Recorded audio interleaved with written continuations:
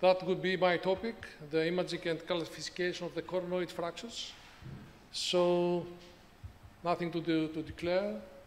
And this is a special fracture, as we can see. And we have to pay attention because the result, if we don't, is an instability of the elbow. So, it is a shear injury, and let's go back to the basic. The basic is that this is not an alveolar injury because nothing inserts on the tip. Please do remember this, okay? So, to have a fracture of the coronoid, there is an episode of severe varus stress or posterior subluxation. The incidence is quite high regarding the elbow injuries. It's 10 to 15% of all these injuries. And maybe be an isolated coronoid fracture, but this is not the case. It is less common than was thought previously. So the coronoid fractures has with him some associated injuries. And these associated injuries, this is the posteromedial rotatory instability, is the posterolateral rotatory instability, is transolecraral fracture dislocation, and of course, the terrible triad. And the next speakers, we are going to go through all these situations thoroughly, and we will discuss about that after their lectures. So what about the imaging of the coronoid process fractures? Yes, you can do and you should do some plain film series. And to my point of view, the 45 degrees oblique view sometimes reveals the fracture. And of course, CT scan is of paramount importance. So it is necessary to dictate the fragment size, the degree of the anterior medial involvement, and of course, if there is a complex fracture dislocation.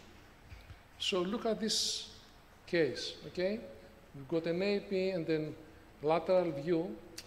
Yes, maybe there's something there, but if you get the 45 degrees, then the fracture reveals itself. And of course, the king of the imaging is the CT scan. You can see how clear you can dictate the problem of the coronoid fracture. 3D CT scan is also an excellent solution. You can see almost everything. You can see here the fracture of the coronoid, how big it is, and then I will show you later on the classification systems, and then combining the imaging and the classification systems, you can dictate how to approach it. And this is a case of mine. It's a table-tried case, and you can see the coronoid fracture, the fracture of the radial head, and of course, the posterior dislocation of the elbow. What about the classification?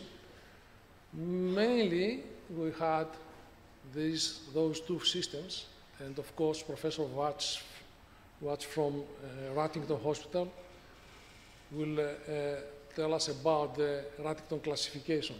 So this is a simple one, and O'Driscoll is more detailed, and I will let you know about this. So this is the O'Driscoll, and this is the Regan-Murray, type 1, type 2, type 3, and the same with that. But in this O'Driscoll classification, we also have some subtypes of fracture patterns. And this is, in detail, the classifications, okay? If you go to the O'Driscoll, you can see the transverse tip fracture, and then if you've got a type 2, the recommendation is to do a surgical treatment.